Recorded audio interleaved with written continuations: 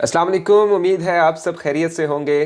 तो स्टूडेंट्स, आज का टॉपिक जो हम स्टार्ट कर रहे हैं इसका नाम है डॉपलर इफ़ेक्ट। और इसके पीछे क्या डीप कॉन्सेप्ट्स हैं और क्या साउंड और लाइट किस तरह से डॉपलर इफ़ेक्ट को फुलफिल कर रही हैं, या गैलेक्सीज के मूवमेंट में क्या डॉपलर इफ़ेक्ट का एक राज छुपा हुआ है, इसके बारे में हम ज़रूर पढ़ेंगे। लेकिन हम स्टार्ट करते हैं स्टूडेंट्स एक कॉमन ऑब्जर्वेशन से। और ये ऑब्जर्वेशन कुछ ऐसी है कि इमेजिन आप कर लें कि आपसे थोड़े से ही फासले पे एक एम्बुलेंस जो कि स्टेशनरी है, अपनी जगह रुकी हुई है, और वो लगातार सायरन या अपना एक हॉर्न जो टिपिकल सा उसका एक सायरन है वो बजा रही है। तो आप एग्री करेंगे कि उसकी जो साउंड है वो बिल्कुल एक खास किस्म की फ्रीक्वेंसी से आप तक आती रहेगी, जिस फ्रीक्वेंसी से मैं अभी प्ले करने लगा हूँ।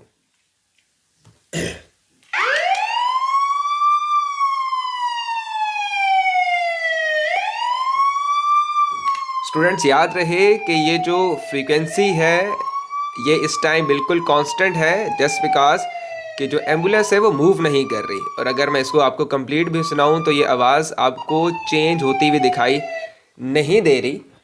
स्टूडेंट्स, कंडीशन मैंने क्या लगाई है कि ये जो एम्बुलेंस है ये अपनी जगह पे स्टेशनरी है, ये मूव नहीं कर रही। तो आपने देखा कि इसकी जो सायरन है ये आपको एक ख़ास किस्म की फ्रीक्वेंसी से लगातार सुनाई दे रहा है। और ये जो फ्रीक्वेंसी है ना, ये ज़्यादा हो रही है ना ये कम हो रही है। इसका मतलब है कि जिस फ्रीक्वेंसी से एम्बुलेंस ने ये साउंड प्रोड्यूस की है स्टूडेंट्स, उसी फ्रीक्वेंसी से ये जो साउंड है ये आपके कानों तक पहुंच गई।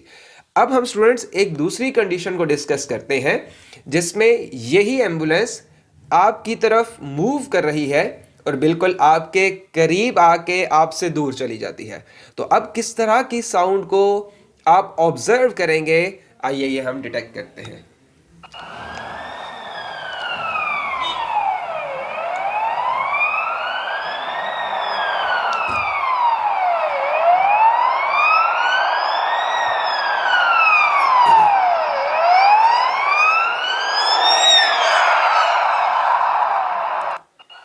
जी स्टूडेंट्स, तो आपने देखा कि ये जो साउंड थी इस दफ़ा एम्बुलेंस की, ये जो सायरन था एम्बुलेंस का, ये पहले तो बहुत ही फेंट था। इसका मतलब है कहीं दूर से एम्बुलेंस आपकी तरफ आ रही थी, ऐसा है कि नहीं है। और जैसे जैसे ये आपको अप्रोच कर रही थी, इस साउंड की जो फ्रीक्वेंसी है ये इंक्रीज होती जा रही थी। और जैसे ही इसी एम्बुलेंस बिल्कुल आपके पास पहुंची तो आपने देखा एक मैक्सिमम पीक ऑफ फ्रीक्वेंसी आपको सुनाई देती है इस सायरन की, जो कि बहुत हाई होती है। और शायद आपको अपने कानों पे हाथ रखना पड़े, ये साउंड कुछ इस किस्म की काफ़ी ज़्यादा हाई फ्रीक्वेंसी की होती है। ऑलराइट। और जैसे ही एम्बुलेंस स्टूडेंट्स आपसे दूर गई, आपने देखा कि यही जो साउंड है ये बड़ा फेंट हो गया। और जैसे जैसे एम्बुलेंस दूर गई ये साउंड ऑलमोस्ट ख़त्म हो गया। तो इससे क्या पता चल रहा है, हम टॉपिक को आसान करते हैं स्टूडेंट्स। मैं बार बार एक वर्ड बोल रहा हूँ, फ्रीक्वेंसी हाई है, फ्रीक्वेंसी हाई है, फ्रीक्वेंसी हाई। इसका क्या मतलब है? इसका मतलब स्टूडेंट्स ये है कि जैसे जैसे ये एम्बुलेंस आपके करीब आ रही थी, इस साउंड की जो पिच है वो इंक्रीज होती जा रही थी। पिच मतलब पतली आवाज, थोड़ी सी श्रिल आवाज, ऊंची आवाज को हम कहते हैं। जिस तरह हमारे यहाँ जो फीमेल्स की आवाज होती है उसकी पिच ज्यादा हाई होती है, वो पतली आवाज होती है। एज कंपेयर टू जो मेल्स की आवाज होती है वो भारी आवाज होती है, उसकी पिच लो होती है। ऑलराइट स्टूडेंट, अब आसान हो रहा है। तो जैसे जैसे एम्बुलेंस करीब आ रही थी, एम्बुलेंस की जो साउंड की फ्रीक्वेंसी है या जो पिच है वो आपको इंक्रीज होती हुई दिखाई दे रही सुनाई दे रही थी। इसका मतलब है कि जैसे ही एम्बुलेंस करीब आई, वो फ्रीक्वेंसी, जिस फ्रीक्वेंसी से एम्बुलेंस साउंड प्रोड्यूस कर रही है, आपने देखा कि उस फ्रीक्वेंसी से ज्यादा फ्रीक्वेंसी आपको फील होगी, आप ऑब्जर्व करोगे। इसका मतलब है कि जैसे जैसे एम्बुलेंस करीब आई, फ्रीक्वेंसी और पिच इंक्रीज होती गई, और जैसे जैसे एम्बुलेंस दूर गई, वही फ्रीक्वेंसी वही पिच अब हमें कम होती हुई ऑब्जर्व हुई। Alright student, I hope so ये एक बैकग्राउंड थोड़ा सा बन गया होगा। मैंने थोड़ा सा टॉपिक आसान करने की कोशिश की है। हमने किया कि एक दफ़ा दोबारा समराइज कर लेते हैं। एक एम्बुलेंस को स्टेशनरी जब वो थी तब उसकी हमने साउंड को हेयर किया, और हमने देखा कि वो उसकी जो एम्बुलेंस साउंड प्रोड्यूस कर रही है उसकी वही फ्रीक्वेंसी हमें सुनाई दे रही है जिस फ्रीक्वेंसी से वो साउंड को प्रोड्यूस कर रही है। ऑलराइट। लेकिन जैसे जैसे एम्बुलेंस हमें अप्रोच करती है, हमें उसकी आवाज़ ज़्यादा हाई फ्रीक्वेंसी की सुनाई देती है। और जैसे जैसे वही एम्बुलेंस हमसे स्टूडेंट्स दूर जाती है तो हमें वही आवाज़ अब फेंट होती हुई अब लो पिच और लो फ्रीक्वेंसी की सुनाई देती है। तो अगर आपने ये टू द पॉइंट तीन चार बातें नोट कर ली तो वेल एंड गुड। अब हम चलते हैं स्टूडेंट्स नेक्स्ट स्लाइड के ऊपर। तो इस स्लाइड में स्टूडेंट्स सबसे पहले आपने डेफिनेशन को लिख लेना है। इस डेफिनेशन में ये कहता है the change in observed frequency or wavelength due to the relative motion between source and observer is called Doppler effect. Alright students, तो हमने भी यही ऑब्जर्व किया कि जैसे जैसे एक साउंड का सोर्स हमारे करीब आता है और हमसे दूर जाता है, हम उसकी फ्रीक्वेंसी के अंदर कुछ चेंज को ऑब्जर्व करते हैं। अगर वही सोर्स हमारे करीब आता है स्टूडेंट्स तो हमें फ्रीक्वेंसी हाई फील होती है, और वही अगर सोर्स हमसे दूर जाएगा तो हमें जो फ्रीक्वेंसी फील होगी वो हमें लो फील होगी। ऑलराइट, तो स्टूडेंट्स इस टॉपिक में आईजीसीएसई में ऑब्वियसली इसकी डेरिवेशन और फार्मूलाज तो नहीं है, हमें सिर्फ जनरल सी इसकी एक कॉन्सेप्ट समझना है। बाकी A2 में जाके या A लेवल में जाके आप इस टॉपिक को दोबारा से आप अंडरस्टैंड करेंगे, जिसमें आप इसके फार्मूलाज को भी इंशाल्लाह डिस्कस कर लेंगे। तो इस डेफिनेशन को मैं थोड़ा सा दोबारा समझा देता हूं। The change in the observe frequency और वेवलेंथ, यहां तक आई होप सो कि आपको समझ आ गई होगी। अभी हम इसको ड्रॉ करके ये एनिमेशन में क्या चल रहा है इसको हम कंपेयर करते हैं कि किस तरह से फ्रीक्वेंसी हाई होती है और वेवलेंथ किस तरह से डिक्रीज होती है। हम इसके बारे में डिस्कशन इंशाल्लाह करेंगे। क्लियर? यहां पे स्टूडेंट्स एक वर्ड है जिस वर्ड में लिखा है due to relative motion between the source and observer. अब स्टूडेंट्स इस रिलेटिव मोशन का क्या मतलब है? अगेन इसकी डेप्थ में मैं नहीं जाता क्योंकि इसमें हम एक पूरी छोटी सी स्टोरी बना के मैं आपको समझा सकता हूँ रिलेटिव मोशन, लेकिन चूंकि ये फिलहाल हमारा पॉइंट ऑफ कंसर्न नहीं है तो हम इसको फिर किसी इंशाल्लाह टॉपिक में जाके इस वर्ड को मजीद एलैबोरेट कर लेंगे रिलेटिव मोशन का। फिलहाल बस मैं इतना ही सिर्फ आपको समझा देता हूँ कि जब भी दो ऑब्जेक्ट एक दूसरे के पैरेलल चल रहे होते हैं, ऑलराइट, एक दूसरे के पैरेलल चल रहे हैं, इसका मतलब है एक गाड़ी इस तरह जा रही है और दूसरी गाड़ी भी उसके साथ साथ चलना शुरू हो जाती है, तो उनकी जो नेट वेलोसिटी या रिलेटिव वेलोसिटी का इफेक्ट हमें नजर आता है या फील होता है स्टूडेंट्स, वो ऐसे ही हमें फील होता है जैसे दोनों वेलोसिटीज को सब्ट्रैक्ट करके जो आंसर आ जाता है। ऑलराइट, क्या मतलब निकला? आसान कर देता हूं कि दो गाड़ियां बिल्कुल पैरेलल जा रही है एक ही वेलोसिटी से, तो क्या आपको लगेगा कि साथ वाली गाड़ी जो है वो बहुत ज्यादा स्पीड से चल रही है, इवन आप भी उसी स्पीड से चल रहे हो? नहीं लगेगा स्टूडेंट्स। इसका मतलब है कि अब जो रिलेटिव वेलोसिटी का इफेक्ट आपके सामने आ रहा है वो उन वेलोसिटीज की उन बॉडीज की वेलोसिटीज को सब्ट्रैक्ट करके आ रहा है। ऑलराइट, थोड़ा सा आई होप सो कुछ ना कुछ समझ आपको आ गया होगा। ठीक है, अच्छा अब ऐसा समझिए कि आपकी जो गाड़ी है वो सामने की तरफ जा रही है और सामने से एक कार जो है वो बेसिकली क्या कर रही है, आपको क्रॉस कर रही है। ऑलराइट, तो अब अगर वो वेलोसिटी जो साथ वाली गाड़ी की वेलोसिटी थी और आपकी वेलोसिटी, इन दोनों की अब रिलेटिव वेलोसिटीज का जो इफेक्ट आएगा वो इन दोनों वेलोसिटीज का एडिशन होके आएगा। ऑलराइट, समझ आ गई आप सबको कि नहीं? इमेजिन कर लेते हैं हम इस पॉइंट को थोड़ा सा मैं मजीद एलैबोरेट कर लेता हूं ताकि आप लोग अब किसी कंफ्यूजन का शिकार ना हो। इमेजिन कर लें कि आप ये यहाँ पे आपकी व्हीकल है, ऑलराइट, और ये पॉइंट ए है और ये है पॉइंट बी। ठीक है स्टूडेंट, याद रखिएगा इस रिलेटिव मोशन का आपके आईजीसी में कोई क्वेश्चन नहीं आएगा, ठीक है ना, इतना ज़्यादा डेप्थ इन्वॉल्व है। बस अब बात चल पड़ी है तो मैं थोड़ा सा आपको एलैबोरेट कर लेता हूं ताकि आपका कॉन्सेप्ट क्लियर हो जाए। ठीक है स्टूडेंट, तो आपकी जो गाड़ी है वो इस टाइम सामने की तरफ जा रही है और ये किस वेलोसिटी से जा रही है, ये इमेजिन कर लें 50 किलोमीटर पर आवर की स्पीड से जा रही है। इसी तरह जो कार बी है ये इस डायरेक्शन से आती है और ये बिल्कुल पैरेलल डायरेक्शन है और ये आपकी गाड़ी को ओवरटेक करती है और इसकी जो स्पीड है स्टूडेंट्स वो है 70 किलोमीटर पर आवर। ऑलराइट, आप स्टूडेंट्स गाड़ी जो है कार ए में आप बैठे हुए हैं और आपने एक स्पीडोमीटर उठाया हुआ है और स्पीडोमीटर क्या करता है स्टूडेंट्स? आपको मालूम है कि स्पीडोमीटर करता है वेलोसिटीज की कार की वेलोसिटी को मेजर करेगा, ऑब्वियसली जो ट्रैफिक पुलिस वालों के पास भी होता है जो कि इंस्टेंटेनियस वेलोसिटी को मेजर करता है। ऑलराइट, तो आपने जब स्पीडोमीटर उठाया हुआ, आप किस स्पीड से मूव कर रहे हैं स्टूडेंट्स? 50 किलोमीटर पर आवर की स्पीड से मूव कर रहे हैं। कार भी आपकी कार को ओवरटेक कर रही है और इसकी स्पीड कितनी है? इसकी स्पीड है स्टूडेंट्स 70 किलोमीटर पर आवर। तो जैसे ही आप स्पीडोमीटर पे रीडिंग नोट करेंगे कार बी की वेलोसिटी की, तो स्टूडेंट्स होना ये चाहिए था कि स्पीडोमीटर 70 किलोमीटर डिटेक्ट करता, लेकिन आप हैरान होंगे कि इस टाइम स्पीडोमीटर वेलोसिटी शो करेगा कार बी की स्टूडेंट्स, वो शो करेगा 20 किलोमीटर पर आवर। ऑलराइट, तो ये रिलेटिव वेलोसिटीज का इफेक्ट होता है कि जब दो कार पैरेलल जा रही है, एक कार दूसरी गाड़ी को ओवरटेक कर रही है, एक की वेलोसिटी है 50 किलोमीटर पर आवर, दूसरी की वेलोसिटी है 70 किलोमीटर पर आवर, तो स्पीडोमीटर ने कितनी वेलोसिटी शो कराई है? 20 किलोमीटर। जस्ट बिकॉज के जैसे अगर डायरेक्शन सेम हो तो हम वेलोसिटीज के इफेक्ट को सब्ट्रैक्ट कर देते हैं, तो हमारा आंसर कितना आ जाता है? 20 kilometre per hour. Alright students, अब आई होप सो कि आपके लिए थोड़ी सी आसानी हो रही होगी रिलेटिव मोशन को समझने के लिए। सिर्फ आपके कॉन्सेप्ट मैं यहाँ पे बिल्ड कर रहा हूँ। ऑलराइट, बाकी इसका सिलेबस से आपको कोई लेना देना नहीं है। ओके स्टूडेंट, अब जरा ध्यान दीजिएगा। अब इसी तरह की एक और हम कार बनाते हैं, ठीक है, और इस टाइम आप सामने की तरफ जा रहे हो और आप किस स्पीड से जा रहे हो? 50 किलोमीटर पर आवर की स्पीड से। ऑलराइट स्टूडेंट, और यहाँ पे आपने क्या रखा हुआ है? एक स्पीडोमीटर रखा हुआ है जो कि डिटेक्ट करेगा कार बी की वेलोसिटी। इस दफा जो कार बी है वो ओवरटेक नहीं कर रही स्टूडेंट्स, किधर से आ रही है? कार बी इस डायरेक्शन में मूव कर रही है, दैट्स मीन क्रॉस कर रही है आपकी गाड़ी को।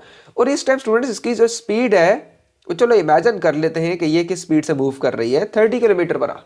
इसका मतलब है आप ज्यादा स्पीड से जा रहे हो कार बी की वेलोसिटी से। ऑलराइट, अब जैसे ही ये क्रॉस डला और ये कार इस पॉइंट पे आती है, कार बी, और स्पीडोमीटर इस कार बी की वेलोसिटी या स्पीड को डिटेक्ट करता है, तो आप अगेन हैरान होंगे स्टूडेंट्स कि यहाँ पे जो रिलेटिव वेलोसिटी का जो इफेक्ट आपके सामने आएगा, यहाँ पे स्पीडोमीटर डिटेक्शन शो करेगा students 80 kilometre per hour. Alright, तो यही मैंने पहले बोला, जो शायद आपको थोड़ा सा मुश्किल लगा होगा, कि जब भी वेलोसिटीज की डायरेक्शन सेम होती है, पैरेलल होती है, तो उनकी जो रिलेटिव वेलोसिटी है वो बेसिकली उनकी वेलोसिटीज का सब्ट्रैक्शन बन जाती है। ऑलराइट, और अगर दो ऑब्जेक्ट्स की वेलोसिटीज एंटी पैरेलल हो, that's mean opposite in direction हो, तो इस टाइम जो रिलेटिव वेलोसिटी का इफेक्ट बनता है स्टूडेंट्स, वो कितना बनता है? वो दोनों कार की वेलोसिटी का एडिशन बन जाता है। तो अब स्टूडेंट्स आई होप सो कि आपको कुछ ना कुछ समझ आ गई होगी रिलेटिव वेलोसिटीज का। दैट्स मीन के एक दूसरे के रिस्पेक्टिव से, एक दूसरे को रिलेट करते हुए जो बेसिकली वेलोसिटीज का इफेक्ट आपके सामने आता है, उसको हम रिलेटिव इफेक्ट कहते हैं, ये रिलेटिव मोशन कहते हैं। सो बात बहुत ज़्यादा लेंथी हो गई। इसको अगर ये चीज़ आपको समझ नहीं आई स्टूडेंट्स, तो इसको एक दफ़ा दोबारा समझिएगा। ये इतनी मुश्किल नहीं है, आई होप सो कि समझ आ गई होगी, या शायद आपकी लाइफ में ही रिलेटिव मोशन फर्स्ट टाइम ये इस टॉपिक को आपने देखा होगा, तो शायद इसलिए मुश्किल लगा, लेकिन इतना मुश्किल है नहीं। इसको एक दफ़ा दोबारा समझिएगा। अब जरा डेफिनेशन दोबारा पढ़ें। The change in the observe frequency और wavelength due to relative motion between the source and the observer. इसका मतलब है सोर्स मूव कर रहा हो तो फ्रीक्वेंसी और वेवलेंथ चेंज हो जाती है, किस चीज़ की? साउंड की। ऑलराइट, ठीक हो गया। ओके, सोर्स दूर जा रहा हो तब भी वेवलेंथ फ्रीक्वेंसी चेंज होगी।